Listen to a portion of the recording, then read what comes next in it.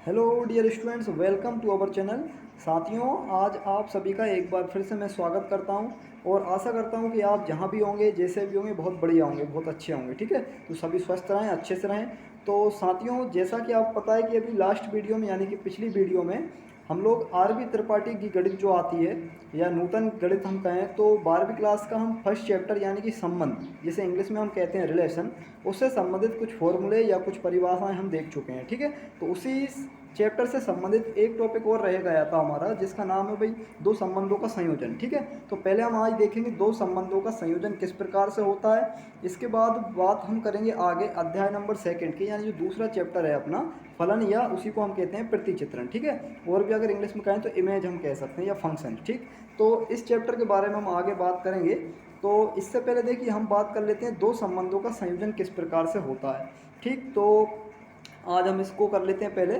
चलिए आइए देखिए देखते हैं इसमें तो क्या रहता है। इसमें कि इसमें एक सेट होता है। सबसे पहले यदि देखिए आप पहले जो हिंदी में लिखा हुआ है उसको देखिए आप यहाँ पे नीचे। यदि समुच्चय ए का समुच्चय बी से संबंध आर हो तथा समुच्चय बी का संबंध सी से क्या हो, एस हो, तो समुच्चय ए का समुच्चय सी से संबंध एस ओ आर को हम संबंध आर व एस का संयोजन कहते हैं। ठीक है, तो अब देखिए यहाँ पे क्या हो रहा है भाई। यहाँ पे हो रहा है कि एक तो देखिए सेट आपको दिखाई दे रहा है, क्या दिया है यहाँ पे, एक सेट दिया हुआ है यहाँ पर ए। ठीक है, एक सेट दिया हुआ है ए यहाँ पर, और इस सेट के अंदर जो है, एक सेकंड रुक जाइए, देखिए इसमें एक सेट दिया हुआ है। क्या नाम है इस सेट का, नाम है यहाँ पर क्या, सेट ए। ठीक है, और इसके अंदर अभी अब क्या दिखाई दे रहा है आपको, स्मॉल ए दिखाई दे रहा है। इसके बाद एक सेट दिया हुआ है बी और एक सेट दिया हुआ है सी। सी सेट मतलब होता है समुच्चय। ठीक है ना, तो समुच्चय के अंदर ए बी और सी अवयव हैं। अब सेट ए से सेट बी में एक संबंध दिया हुआ है आर, यानी कि इन दोनों अवयवों के बीच में एक संबंध दे दिया है, उसको कह रहे हैं ये आर।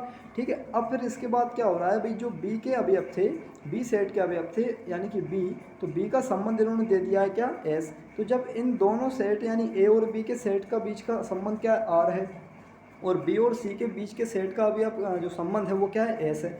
तो जब हम इन दोनों का यानी कि जब ए से बी और बी से सी का संबंध दिया हुआ है, तो अगर हम डायरेक्टली बात करें तो ए से लेकर के डायरेक्ट सी तक का जो संबंध होगा उसको हम क्या कह देते हैं, उसको कह देते हैं हम एस ओ आर। ठीक है, तो जब भी ए से लेकर के सी तक का जो संबंध देखा जाएगा तो उसको एस ओ आर से दर्शाते हैं। ठीक है, इसी को हम क्या कह देते हैं, आर व एस का संयोजन कह देते हैं। ठीक है, इसका मतलब क्या हुआ देखिए, और आगे हम देखें तो देखिए यहाँ पे लिखा हुआ है कि ए आर बी का मतलब क्या हुआ कि भाई ए का संबंध है बी से, और एक दिया है बी आर सी यानी कि बी का संबंध है सी से। तो हम कह देते हैं कि इसको हम और किस प्रकार से लिख सकते हैं, जब दोनों को मिलाकर संयोजन करेंगे तो कैसे लिखेंगे हम, A S O R B यानी कि एस ओ आर। ठीक है, ये संबंध टोटल क्या बन जाता है, ए से लेकर सी तक का संबंध हो जाता है एस ओ आर सी हो जाता है। ठीक है, एस ओ आर। ठीक, इसके बाद देखिए इसी स्टेप को और आगे आप कैसे लिखेंगे, ए बी यानी कि एक पेयर बना के लिख दिया है, A B belongs to R, B C belongs to R और A C belongs to S O R. ठीक है, तो जब ए से लेकर के बी और बी से लेकर के सी तक का संबंध हो तो हम उसको फिर क्या कह देते हैं, एस ओ आर उसको हम कह देंगे। ठीक है ना, दो संबंध है। यहाँ पे जो बी सी लिखा हुआ है देखिए ये वाला, इसमें ये आर की जगह पर क्या कर लीजिए आप, एस कर लीजिएगा। ठीक है ना, क्योंकि ये बी सी जो है किसके अंदर बिलोंग करेगा, आर के अंदर बिलोंग नहीं करेगा, किसके अंदर करेगा, एस के अंदर। ठीक है, तो इन दोनों को मिलाकर क्या बन जाएगा, A C belongs to S O R. तो ये क्या था, दो संबंधों का संयोजन था। ठीक है ना, तो ये हमने देख लिया है। तो साथियों ये अपना क्या फर्स्ट चैप्टर के फॉर्मूले कंप्लीट हो गए हैं यहाँ पर। ठीक है ना, और आपने अगर देखिए अभी तक हमारी वीडियो को लाइक शेयर एंड सब्सक्राइब नहीं किया हो तो चैनल को सब्सक्राइब जरूर कर लीजिए, क्योंकि सारे नोटिफिकेशन आपको तभी दिखाई देंगे। ठीक है ना, सब्सक्राइब करिए और साथ में बेल आइकन भी जरूर दबाइए आप। चलिए आइए देखिए अब हम बात करेंगे अगले चैप्टर की। तो अगला चैप्टर क्या है अपना, देखिए अध्याय 2 है फलन या प्रतिचित्रण। ठीक है ना, इसी को हम फंक्शन कहते हैं। तो अब बात करें सबसे पहले इसकी हम परिभाषा की। तो देखिए जो परिभाषा है इसकी, तो परिभाषा क्या है वो आप देखिए सबसे पहले। तो परिभाषा है इसमें कि यदि किसी संक्रिया या नियम f द्वारा x के प्रत्येक अवयव के y का अद्वितीय अवयव प्राप्त हो तो इस नियम f को हम क्या कहते हैं, x का y पर फलन या प्रतिचित्रण कह देते हैं। ठीक है, तो देखिए बहुत ज़्यादा आसान है, इसमें कुछ ज़्यादा खास नहीं है। कि क्या होता है इसमें भाई, एक संक्रिया दे दी जाती है या कोई नियम दे दिया जाता है, प्लस माइनस, ठीक है, जो भी घटाना जोड़ना या एच सी एफ एलसीएम किसी भी प्रकार की कोई संक्रिया दे दी जाएगी। ठीक है ना, तो उसको नियम को हम क्या कह रहे हैं, एफ कह रहे हैं, यानी कि एक संक्रिया दे दी जाएगी एफ, अब वो होगी कैसी, वो x के यानी x जो अपना समुच्चय होगा उस x समुच्चय के अवयव जो होंगे, यानी कि जैसे x1 x2 जो अवयव हैं, तो ये x के प्रत्येक अवयव के y का अद्वितीय अवयव प्राप्त हो, यानी कि ये जो संक्रिया दी जाएगी f, तो इस संक्रिया के द्वारा क्या होगा, x के प्रत्येक अवयव के y का अद्वितीय अवयव प्राप्त होगा x के प्रत्येक अवयव से हमें, ठीक है ना। तो ये x का जो प्रत्येक अवयव होगा उससे हमें क्या हो जाएगा, y का अवयव प्राप्त हो जाएगा। तो उसी को हम क्या कह देते हैं, फलन या प्रतिचित्रण कह देते हैं, ठीक है ना। तो इस f नियम द्वारा x के प्रत्येक अवयव से हमें क्या हो जाएगा, y के अवयव प्राप्त अगर हो जाते हैं या अद्वितीय अवयव प्राप्त हो जाते हैं, अद्वितीय मतलब यूनिक, ठीक है, तो उसको हम फंक्शन कहते हैं। जैसे कि आपने ऐसे लिखे देखे होंगे, अभी कभी क्वेश्चंस पढ़े होंगे, तो f(x) बराबर जैसे 2x लिखा है, तो ये भी एक फंक्शन है, ठीक है ना। इस फंक्शन का मतलब क्या है भाई, ये इसमें संक्रिया क्या है, f है संक्रिया, ये x का अवयव लेती है और x का अवयव रखने के बाद यहाँ पे क्या होता है, x का मान आप रखते हैं तो कोई ना कोई वैल्यू प्राप्त होती है, आंसर निकलता है, तो जो आंसर आता है वो y के अवयव आते हैं अपने पास, ठीक है ना। तो y के अवयव प्राप्त होते हैं जो कि कैसे होंगे, अद्वितीय होंगे, अद्वितीय मतलब यूनिक होंगे, जिसके जैसा कोई दूसरा ना हो, ठीक है। तो अब ये इसकी सिंपल सी एक परिभाषा थी।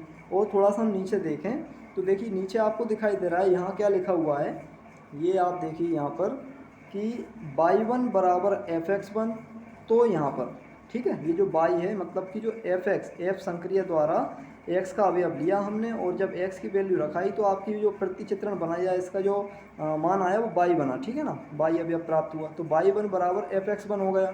तो अब यहाँ पे इसको हम क्या कहते हैं वो देखिए, y1 को x1 का फलन f पर प्रतिबिंब कहते हैं। तो जो y1 है इसको हम क्या कहते हैं, x1 का फलन यानी f पर प्रतिबिंब कहते हैं। x1 का प्रतिबिंब बन गया क्या, y1, ठीक है ना, ये आप बात ध्यान रखिए। जब भी ये f(x) लिखा हो और बराबर में y लिखा हो तो आप समझ जाइए कि x का प्रतिबिंब क्या बन गया, y बन गया है, ठीक है। ऐसे यहाँ पे मान लीजिए कुछ और होता तो उसका प्रतिबिंब क्या बन जाता, y बन जाता। तो इस तरह से इसको हम कहते हैं, ठीक है, ये इसका प्रतिबिंब कहलाता है y, ठीक है ना। चलिए इसके बाद देखिए और आगे क्या लिखा है, अथवा। अथवा का मतलब यहाँ पे ये है कि इसी परिभाषा को और हम कैसे कह सकते हैं, ठीक। तो देखिए यदि समुच्चय A के प्रत्येक अवयव की समुच्चय B में यूनिक इमेज बनती है तो उसे हम फलन कहते हैं। देखिए समुच्चय A दिया है और एक समुच्चय B दिया है, तो या तो आप समुच्चय x मान लो या y मान लो या a मान लो या b मान लो, बात एक ही है, ठीक है। तो समुच्चय x के अवयव या समुच्चय हम कहें a के अवयव की यानी प्रत्येक अवयव की समुच्चय b के अंदर या समुच्चय y के अंदर एक यूनिक इमेज बनती हो तो उसे हम फलन कहते हैं। यूनिक इमेज मतलब वही यूनिक यानी अद्वितीय अवयव प्राप्त होना चाहिए y का हमें, ठीक है ना। x का वैल्यू रखने पर फलन के अंदर y की हमें अद्वितीय वैल्यू प्राप्त होना चाहिए, अद्वितीय इमेज प्राप्त होना चाहिए, अद्वितीय अवयव, ठीक। तो आ गई आपको समझने सभी के लिए कि समुच्चय A के प्रत्येक अवयव की समुच्चय B में क्या हो, यूनिक इमेज बनती हो तो उसे हम फलन कहेंगे। इसी तरह से और इसकी परिभाषा अगर हम देखें छोटी सी रेखा के माध्यम से तो उसको हम कैसे बोलेंगे, देखिए आप, यदि हम y अक्ष के समांतर रेखा खींचें और वो वक्र को केवल एक बिंदु पर काटे, ठीक है ना, आपको शायद साफ ना दिख रहा हो फिर भी देख लीजिए ना, आ रहा हो समझ में। देखिए क्या लिखा है, यदि हम y अक्ष के समांतर एक रेखा खींचें और वो क्या करे, वक्र को केवल एक बिंदु पर काटे तो उसे हम फलन कहेंगे।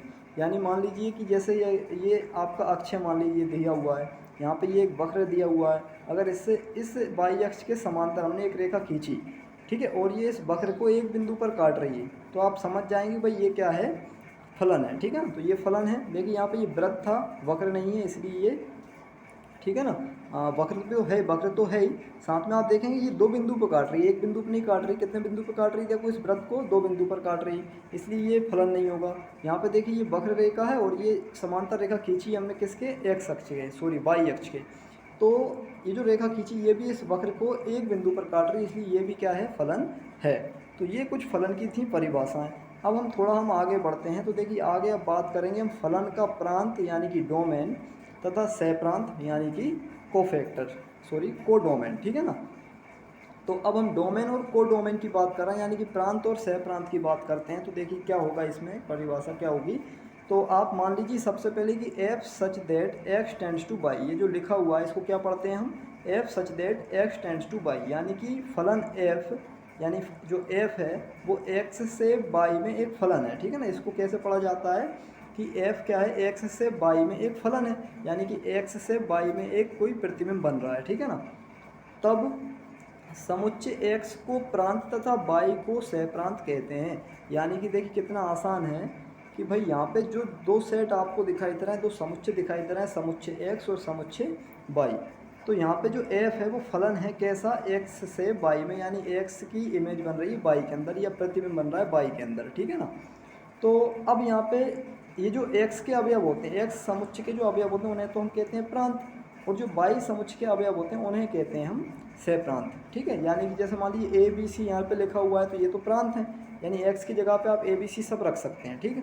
और y के अंदर देखिए क्या क्या अवयव दिए हुए हैं y समुच्चय के अंदर, 1 2 3 4 5, यानी कि 5 तक की वैल्यू यहाँ पे दी हुई है, यानी कि y के जो अवयव हैं पूरे 1 से लेकर 5 तक हैं।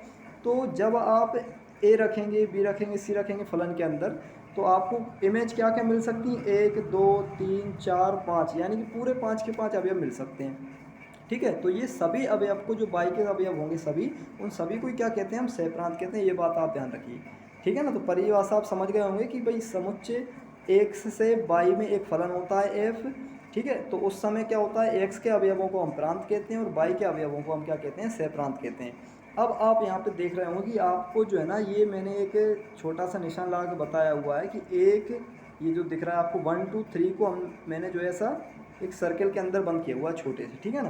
तो इसका मतलब क्या है, तो ये 1 2 3 का मतलब ये कि देखिए a की इमेज क्या बन रही है 1, b की इमेज क्या बन रही है 2, c की इमेज क्या बन रही है देखिए 3 बन रही है, यानी कि बाकी 4 और 5 अवयव रह जा रहे हैं, 4 और 5 किसी की भी किसी अवयव की इमेज नहीं बन रहा है। तो ध्यान रखेंगे हम कि x के वे अवयव जिनकी इमेज y में बन रही है, ठीक है ना।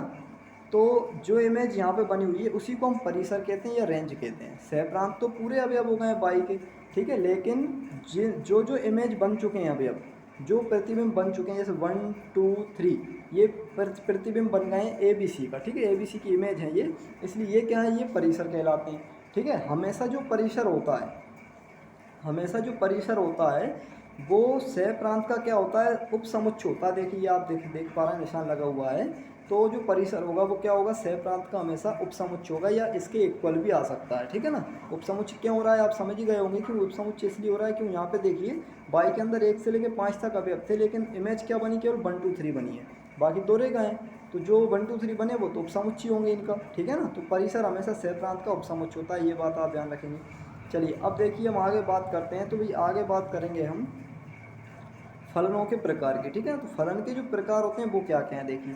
तो फलन का पहला प्रकार है अचर फलन, इसे हम कांस्टेंट फंक्शन भी कहते हैं, ठीक है ना।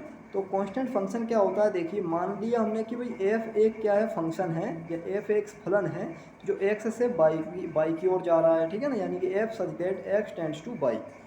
अब यदि x के प्रत्येक अवयव का केवल एक प्रतिबिंब y में हो तो f को हम क्या कहते हैं, अचर फलन कहते हैं। ये बात आपको ध्यान रखनी है, ठीक है। काफ़ी ज़्यादा इजी परिभाषा। अचर फलन की परिभाषा क्या हो गई है कि x के प्रत्येक अवयव यानी x1 x2 x3 इन सभी अवयव की इमेज जो है y के अंदर केवल कोई एक अवयव बन रहा हो, ठीक है ना, यानी केवल एक प्रतिबिंब y के अंदर हो तो उसको हम अचर फलन कहते हैं। उससे देखिए यहाँ पे जो प्रतिबिंब बन रहा है वो केवल b बन रहा है हमेशा, x1 x2 x3 सभी की इमेज क्या बन रही है, b बन रही है, इसलिए इसको हम क्या कहेंगे, अचर फलन कहेंगे। ये कौन सा फलन हो गया, अचर फलन, क्यों एक जैसी इमेज आ रही है, ठीक है ना।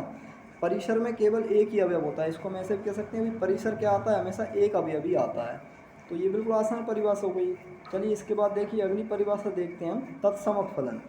तो तत्समक फलन यानी कि आइडेंटिटी फंक्शन कहते हैं इसको हम। क्या होता है, यदि a का a में फलन f such that a tends to a इस प्रकार हो कि इसके प्रत्येक अवयव का f प्रतिबिंब वही अवयव हो तो f तत्समक फलन कहलाता है। इसे i a से भी हम दर्शाते हैं।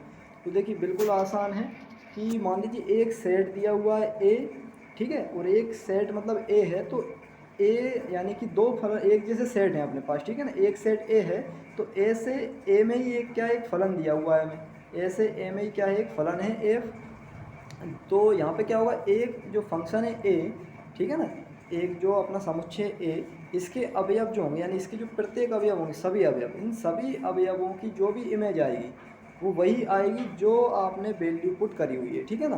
यानी कि क्या लिखा था यहाँ पे देख लीजिए, प्रत्येक अवयव का f प्रतिबिंब वही अवयव हो जाता है। यानी कि जैसे मान लीजिए ये आप देख पा रहे हैं F x equal to X लिखा है, जैसे कि आपने f के अंदर x रखा है तो वैल्यू भी क्या आई है x, y रखते तो y आएगा, z रखेंगे z आएगा, यानी कि वही अवयव आएगा जो आप पुट करेंगे, ठीक है ना। तो ये हो गया तत्समक फलन। अब इसके बाद अगले फलन की ओर हम बढ़ें तो एक एक ही फलन देखिए। अब आप वन वन कहते हैं इसको, हम वन वन फंक्शन या फिर इंजेक्टिव फंक्शन भी इसको कहा जाता है, ठीक है ना। तो इंजेक्टिव फंक्शन भी इसको हम कह देते हैं या फिर एक एक ही फलन कहेंगे। तो होता क्या है एक एक ही फलन, तो देखिए एक एक ही फलन होता है कि फलन f such that x tends to by एक एक ही फलन कहलाता है यदि एफ के अंतर्गत एक्स के अलग अलग अवयवों के प्रतिबिंब भी क्या हों, अलग अलग हों। तो देखिए बहुत ज़्यादा आसान है, इसमें कोई ज़्यादा कठिन नहीं। एक एक ही फंक्शन यानी एक एक ही फलन होने का मतलब ये है कि एक समुच्चय दिया हुआ है एक्स, एक समुच्चय दिया हुआ है वाई। तो यहाँ पे क्या होता है एक्स के प्रत्येक अवयव है ना, प्रत्येक अलग अलग अवयव की इमेज भी क्या बनेगी वाई के अंदर अलग अलग बनेगी, ठीक है। जैसे कि एक अवयव की इमेज क्या बन रही है जेड बन रही है, दो की इमेज क्या बन रही है वाई बन रही है, और तीन की इमेज क्या बन रही है एक्स बन रही है, ठीक है ना। तो आप यहाँ समझ रहे हैं कि भाई एक्स के प्रत्येक अवयव की इमेज क्या बनेगी वाई के अंदर अलग अलग बनेगी। तो अलग अलग बनेगी तो ये क्या कहलाएगा, एक एक ही फलन कहलाएगा, ठीक है ना। और एक एक ही फलन की जो कंडीशन होती है खास तौर पर वो आप ध्यान रखेंगे। एक एक ही फलन होने का मतलब ये है कि मान लीजिए अगर हमने एक्स बाई दो अवयव लिए एक्स के अंदर से, ठीक है, तो हम इसमें क्या करते हैं इन दोनों की इमेज लेकर चलते हैं। जैसे कि एफ एक्स क्या है एक प्रतिबिंब है एक, ठीक है ना, एक्स का प्रतिबिंब है एफ एक्स। तो एफ एक्स और एफ वाई दो प्रतिबिंब लेकर चलते हैं दोनों अवयव के हम, तो और उनसे क्या लेकर आ जाते हैं एक्स इक्वल टू वाई, यानी कि इमेज लेकर चलिए और एलिमेंट्स दोनों के बराबर ले आइए, यानी कि उनके दोनों के अवयव बराबर ले आइए, तो ये बन जाता है एक एक ही फलन, ठीक है ना। ये इसकी कंडीशन है, ये आप ध्यान रखेंगे। इसके बाद अगला जो फलन है वो है आच्छादक फलन। तो देखिए आच्छादक फलन क्या है, आच्छादक फलन को इंग्लिश में कहते हैं ऑन टू फंक्शन कह देते हैं, या फिर इसी को हम सर्जेक्टिव फंक्शन भी कहते हैं, ठीक है ना। अब होता क्या है वो हम जान लेते हैं। देखिए तो फलन f such that x tends to y आच्छादक फलन कहलाता है यदि एफ के अंतर्गत बाई का प्रत्येक अवयव एक्स के किसी ना किसी अवयव का प्रतिबिंब होता है। तो देखिए काफ़ी ज़्यादा आसान है, बिल्कुल आसान है परिभाषा। आच्छादक फलन में क्या रहता है कि मान लीजिए एक सेट दिया है एक्स और एक सेट दिया है वाई। तो यहाँ पे क्या होता है कि भाई वाई का कोई एक अवयव, ठीक है ना, वाई का कोई भी एक अवयव किसी ना किसी की इमेज ज़रूर होना चाहिए, यानी कि वाई के अंदर जो भी अवयव हैं वो एक्स के प्रत्येक अवयव यानी किसी ना किसी अवयव की इमेज ज़रूर बनना चाहिए, खाली नहीं छूटना चाहिए, ठीक है ना। तो इसी कंडीशन को देखिए हम कैसे लिख सकते हैं, जैसे कि यहाँ पर लिखा हुआ है यहाँ x बिलोंग्स टू x, एक अवयव लिया x हमने स्मॉल x कैपिटल X के अंदर से, और एक अवयव लिया y के अंदर से y को, ठीक है ना। तो यहाँ पे जो y अवयव हमने लिया है तो y का प्रत्येक जो अवयव है वो किसी ना किसी अवयव की इमेज होना चाहिए x वाले अवयव की, ठीक है ना। तो जैसे ये y है तो देखिए ये x की इमेज बन गया यहाँ पे, ठीक है ना, एफ एक्स बराबर क्या आ गया y। तो ये कुछ कंडीशंस हैं छोटी छोटी, जब आप क्वेश्चन इनके करेंगे तो आसानी से आपको और भी बेहतर तरीके से समझ में आ जाएगा, ठीक है। अभी आप फिलहाल छोटी मोटी कंडीशन याद रखिए कि बाई समुच्चय के प्रत्येक अवयव किसी न किसी की इमेज होना चाहिए एक्स की, ठीक है ना। तो ये इसकी परिभाषा हो गई है। अगला है एक एक ही आच्छादक या द्विभाजित फलन, इसी को हम बाइजेक्टिव फंक्शन भी कहते हैं, ठीक है। द्विभाजित फलन का मतलब एक एक ही भी है वो और आच्छादक भी है, तो ये तो आप आसानी से समझ जाएंगे। सबसे पहली बात मान लीजिए एक फलन है एक्स से बाई की ओर, ये एक एक ही और आच्छादक कहलाता है। कब कहलाता है, जब एफ क्या हो एक एक ही भी हो और आच्छादक भी हो। तो एक एक ही होने के लिए कंडीशन क्या है आपने अभी देखी कि आप इमेज लेकर चलिए दो अवयव की, ठीक है ना, एक एक ही होने के लिए दो अवयव होना जरूरी है। तो एफ एक्स बराबर एफ वाई आप लेकर चलेंगे और इनसे अवयव दोनों के बराबर ले आते हैं, यानी एक्स बराबर वाई ले आते हैं। तो ये एक एक ही कंडीशन है। इसके बाद आच्छादक की कंडीशन क्या होती है कि आप बाई के अंदर से एक अवयव उठाइए और ये जो अवयव आपने लिया है ये एक्स के किसी ना किसी अवयव की क्या होना चाहिए, इमेज होना चाहिए या उसका प्रतिबिंब बनना चाहिए, ठीक है। तो देखिए एफ एक्स बराबर क्या आ जाता है, बाई आ जाता है, यानी आपने जो बाई लिया था बाई के अंदर से वो एक्स की क्या बन गई, इमेज बन गई, यानी एफ एक्स बराबर बाई। तो ये आच्छादक की कंडीशन है, ठीक है। सभी को समझ में आ रहा हो उम्मीद करता हूँ मैं। देखिए इसके बाद आगे हम बात करें अगले फलन की, तो बहु एक फलन है। तो बहु एक फलन क्या होता है वो आप जानिए। अब बहु एक फलन यानी कि मैनी वन फंक्शन। तो मैनी वन फंक्शन का मतलब ये है कि एक फलन है एफ जो एक्स से बाई के अंदर है, ये बहुएक फलन कहलाता है यदि x के दो या दो से अधिक अवयवों की इमेज y में समान बने। तो देखिए बिल्कुल आसान है कि भाई एक फंक्शन दिया है f जो x से y में है, तो क्या होता है कि भाई x के जो भी अवयव हैं इन सभी की इमेज क्या बने, जो y के अवयव हैं इनमें क्या बने, समान बने। ठीक है ना, जैसे 1 2 3 इन सभी अवयव की इमेज क्या बन रही, देखिए x बन रही है यहाँ पर। तो अगर समान इमेज बनती है तो उसको हम कहते हैं बहुएक फलन, यानी बहुत सारे अवयवों की जो प्रतिबिंब है या इमेज है वो एक जैसी बन रही है, इसलिए इसको क्या कहेंगे हम, बहुएक फलन कहते हैं। ठीक है ना, तो ये आप ध्यान रखिएगा। अब इसके बाद देखिए हम बात करें, आप एक बात और सुने, अगर आपको जैसे कोई डाउट लगता हो, किसी प्रकार कोई परिभाषा समझ में नहीं आई, तो आप कमेंट करके भी बता सकते हैं, तो हम उसको जो अगली वीडियो में आपका डाउट क्लियर कर देंगे। ठीक है ना, चलिए देखिए आगे हम बात करें। अच्छा, इसमें एक चीज़ और रह गई है कि इसकी जो कंडीशन है वो क्या रहती है। तो देखिए जैसे कंडीशन एक एक की थी उसी तरह की इसकी है। इसमें इमेज तो लेकर चलते हैं आप, एफ एक्स बराबर एफ वाई लेकर चलेंगे, लेकिन अवयव अगर असमान आ जाते हैं यानी x not equal to y आ जाता है तो फिर ये क्या हो जाता है, बहुएक फलन हो जाता है। ठीक है, तो ये इसकी कंडीशन है। एक एक ही में क्या होता है, एक्स बराबर वाई आता है।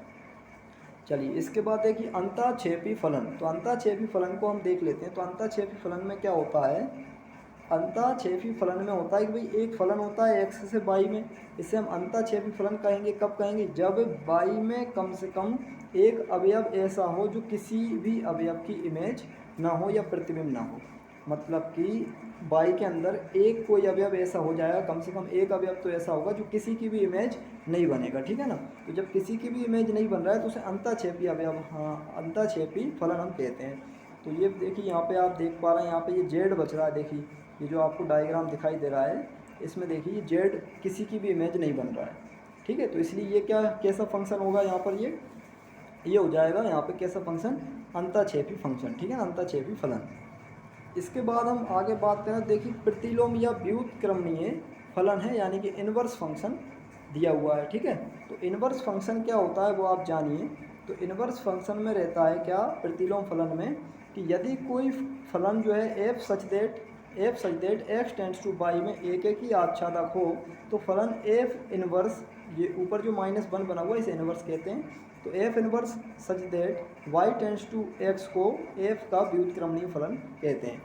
तो देखिए क्या है इसमें कि भाई एक फंक्शन होता है एफ जो एक्स से वाई की तरफ जाता है या एक्स से वाई में जा रहा होता है। ठीक है ना, इसी प्रकार से जब हम इसका इनवर्स कहेंगे, उल्टा कहेंगे, तो क्या कहेंगे, एक एफ इनवर्स फंक्शन हो जाता है जो y से x में जाएगा। अभी x से y में जा रहा है तो यानी f फंक्शन है, और जब f इनवर्स हो जाएगा तो फिर y से x में जाएगा, यानी वापस इमेज आएगी। ठीक है ना, तो जब x से y की ओर बिलोंग करते हैं या x से y की तरफ इमेज जाती है तो उसको हम क्या लिखते हैं, एफ एक्स बराबर y। ठीक है, जैसे कि यहाँ पे आप देख पा रहे हैं 1 अवयव जो अपना एक एलिमेंट है, 1 2 और 3, इन सभी की इमेज क्या बन रही है, 1 की बन रही है जेड इमेज, 2 की बन रही है वाई इमेज और 3 की बन रही है एक्स इमेज।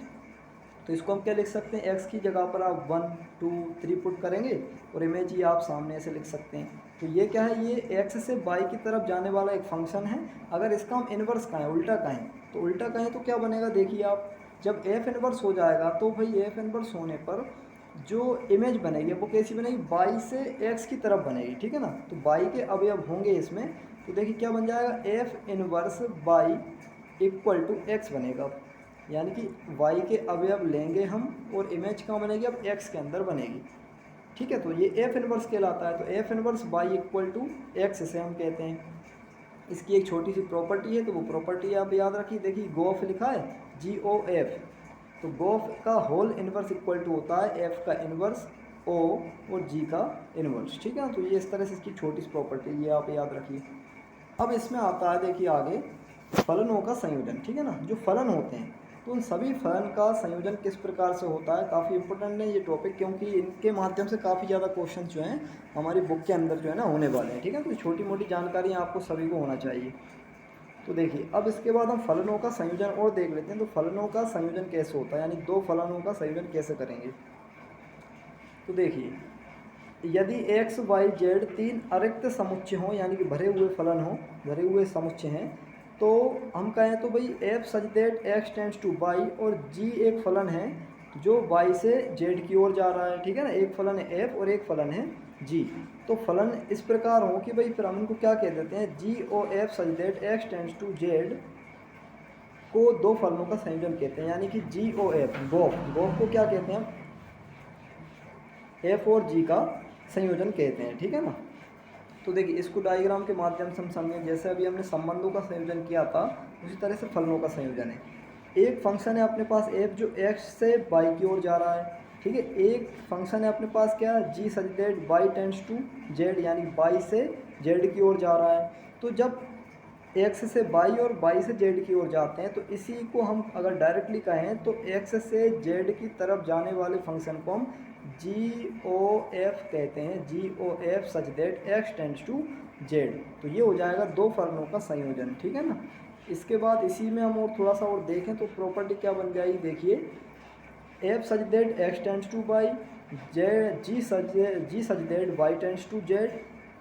दिस इम्प्लाइज, यानी इस प्रकार है कि भाई क्या हो जाएगा, इससे g o f such that x tends to z बन जाएगा। इस फंक्शन के माध्यम से आप ये इमेज बनाएंगे एफ एक्स बराबर वाई।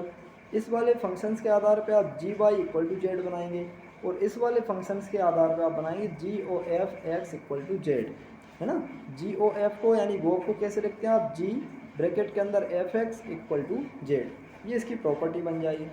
तो साथियों ये सेकंड चैप्टर का टॉपिक जो है ना यहाँ पे कंप्लीट हो गया है। आज हम सेकंड चैप्टर ही कंप्लीट करेंगे, बाकी जो थर्ड चैप्टर यानी द्वि आधारी संक्रिया वाला चैप्टर बचा है उसे हम नेक्स्ट वीडियो में करेंगे। आपका कोई डाउट होता है तो आप कमेंट बॉक्स में ज़रूर बताएं, ठीक है। और लाइक शेयर एंड सब्सक्राइब ज़रूर करना है आप सभी को, हमारे साथ जुड़िए और आपका यहाँ पर जो है कंप्लीट बिल्कुल मैथ पूरा कंप्लीट कराया जाएगा, ठीक है ना। तो बहुत बहुत धन्यवाद आप सभी का।